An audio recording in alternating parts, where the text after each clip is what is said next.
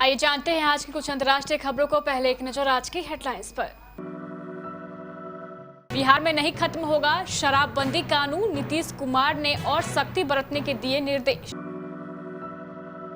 वायु प्रदूषण का कहर, दिल्ली एनसीआर में अगले आदेश तक स्कूल कॉलेज बंद। आज से दोबारा खुल रहा है करतारपुर कॉरिडोर। पूर्वांचल एक्सप्रेसवे से योगी को चुनाव में कितना फायदा मिलेगा। सोपोर में लश्कर-ए-तैयबा के 2 आतंकी गिरफ्तार, कुपवारा में ग्रेनेड हमले की थी तैयारी। फ्रांस ने बदला अपना राष्ट्रीय ध्वज, किसी को नहीं लगी भनक। कंगना के निशाने पर अब आए गांधी जी, बोली नहीं किया नेताजी और सरदार भगत सिंह का समर्थन।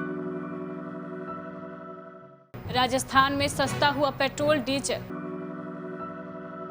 वेडिंग रिसेप्शन में पत्रलेखा ने कॉपी किया दीपिका पादुकोण का लुक। और टीम इंडिया में विराट कोहली की भूमिका पर रोहित शर्मा ने दिए जवाब। बिहार के मुख्यमंत्री नीतीश कुमार ने अपने राज्य में शराबबंदी का कानून रखा है। ऐसे में कल इस फैसले की बाद की स्थिति को लेकर उच्च स्तरीय समीक्षा बैठक की गई। नीतीश ने कल सुबह वीडियो कॉन्फ्रेंसिंग के जरिए सभी जिलों के डीएम, एसपी समेत सचिव और प्रभारी मंत्रियों के साथ बैठक की। ये बैठक 7 घंटे तक चली और इस बैठक के बाद भी कुछ फैसले लिए गए। पुलिस शराब की होम डिलीवरी पर कार्रवाई करेगी। किसी थानेदार की शिकायत आती है तो 10 सालों तक थानेदारी नहीं मिलेगी। होम डिलीवरी को लेकर अभियान और सख्त किया जाएगा। गांव में चौकीदार को शराब पीने या तस्करी की जानकारी देनी होगी। अगर ऐसा नहीं करता है तो उसके खिलाफ कार्रवाई होगी। जिलों के प्रभारी मंत्री हर महीने शराबबंदी की समीक्षा करेंगे। दिल्ली में बढ़ते प्रदूषण की मार अब स्कूल कॉलेजों पर पड़ी है। वायु प्रदूषण को लेकर बनाए गए केंद्र सरकार के एक पैनल ने आदेश जारी कर कहा है कि दिल्ली एनसीआर के सभी स्कूल और कॉलेज अगले आदेश तक बंद रहेंगे। बुधवार से ऑनलाइन पढ़ाई होगी। मंगलवार की रात commission for air quality management ने शहर और आसपास के क्षेत्रों को वायु प्रदूषण से निपटने के लिए कई निर्देश जारी किए। दिल्ली एनसीआर के स्कूलों को बंद रखने का फैसला प्रदूषण को लेकर हुए आपातकालीन बैठक के बाद लिया गया है। इस कमीशन ने अपने निर्देश में कहा है कि कम से कम 50% सरकारी अधिकारियों को 21 नवंबर तक वर्क फ्रॉम होम की इजाजत देनी चाहिए। इसके अलावा निजी कार्यालय में भी इस तरह के इंतजाम किए जाने चाहिए। पाकिस्तान में स्थित सिखों के सबसे पूजनीय तीर्थ स्थलों तक जाने के लिए करतारपुर साहिब गलियारे को बुधवार यानी आज से एक बार फिर से खोला जा रहा है। साल 2019 में इस गलियारे का उद्घाटन हुआ था, लेकिन अब इस यात्रा को करने के लिए श्रद्धालुओं को कुछ नियमों का पालन करना होगा। मसलन सिर्फ वही लोग पाकिस्तान जा सकते हैं जिन्होंने कोरोना वैक्सीन की दोनों डोज ली है।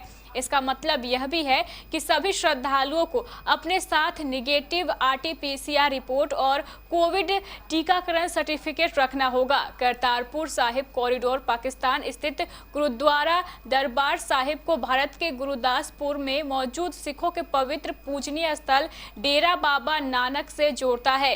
करतारपुर साहिब गुरुद्वारे का सिखों के लिए इसलिए भी महत्व है क्योंकि इसी गुरुद्वारे में उनके गुरु नानक देव ने जीवन के आखिरी बरस बिताए थे और देह त्यागी थी।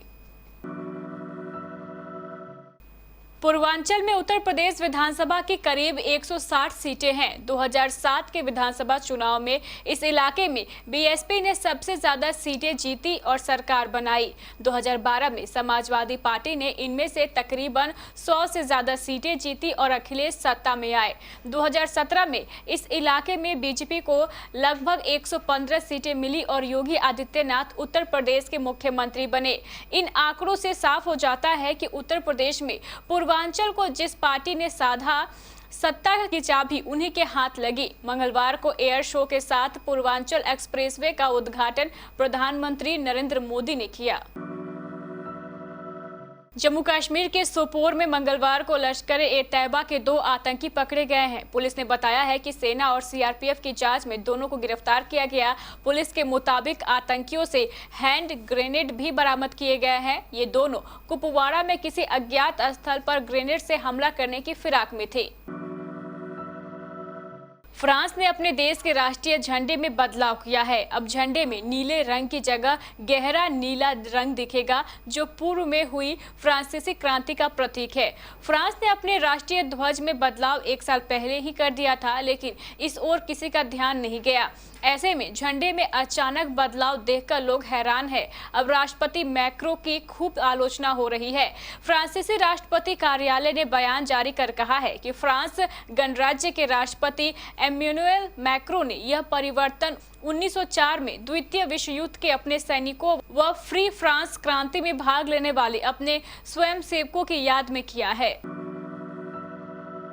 Fire brand actress Kangana Ranaut अपने तीखे तेवर के लिए जानी जाती है। भीख में मिली आज़ादी वाले बयान पर हुआ विवाद अभी थमा भी नहीं है कि उनके पिटारे से एक नया सिगुफा निकल आया है। इस बार उनके निशाने पर महात्मा गांधी है। कंगना ने अपने इंस्टाग्राम पर एक पुरानी खबर पोस्ट करके लिखा है कि आप गांधी के फैन हो सकते हैं या फिर नेताजी के समर्थक, लेकिन एक साथ दोनों नहीं हो सकते। महीने की शुरुआत में केंद्र सरकार की ओर से पेट्रोलियम पदार्थों पर एक्साइज ड्यूटी में कटौती करने के बाद से कई राज्यों ने भी अपनी ओर से लगाए जाने वाले वैट यानी वैल्यू एडेड टैक्स में कटौती की थी। हालांकि कई राज्य ऐसे थे जिन्होंने टैक्स नहीं घटाया था, लेकिन धीरे धीरे कई राज्य भी अब इस दिशा में घोषणा कर रहे हैं। मंगलवार को राजस्थान सरकार ने भी पेट्रोल और डीजल पर वैट में कटौती का ऐलान किया है। इससे राज्य में पेट्रोल 4 रुपये और डीजल 5 रुपये प्रति लीटर सस्ता होगा। केंद्र की ओर से ड्यूटी पर कटौती के बाद से पेट्रोल पर 7 रुपये और डीजल पर 10 रुपये प्रति लीटर की कटौती हुई थी।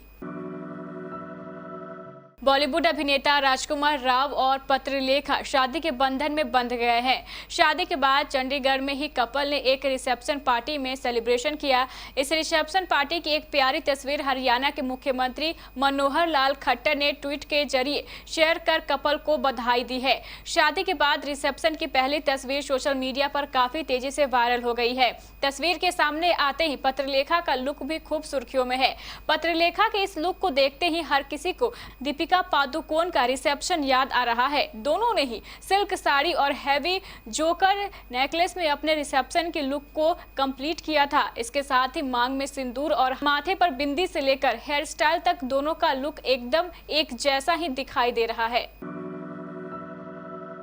T20 फॉर्मेट में भारत ने नए कप्तान रोहित शर्मा टीम में बतौर बल्लेबाज विराट कोहली की भूमिका में कोई बदलाव नहीं देखते हैं। उन्हें उम्मीद है कि कोहली आगे भी बेहतरीन पारियां खेलते रहेंगे। विराट कोहली ने T20 वर्ल्ड कप के बाद इस फॉर्मेट में कप्तानी छोड़ दी है। बुधवार को न्यूजीलैंड के खिलाफ पहले T20 मैच से रोहित शर्मा इस प्रारूप में पूर्वकालीन कप्तान होंगे। विराट कोहली की भूमिका के बारे में पूछने पर रोहित शर्मा ने कहा, यह एकदम सरल है। वह अब तक जो कुछ कर रहे थे टीम में उनकी भूमिका वही रहेगी। उन्होंने कहा वह टीम के लिए काफी महत्वपूर्ण खिलाड़ी है और जब भी वह खेलते हैं अपना प्रभाव छोड़ते हैं।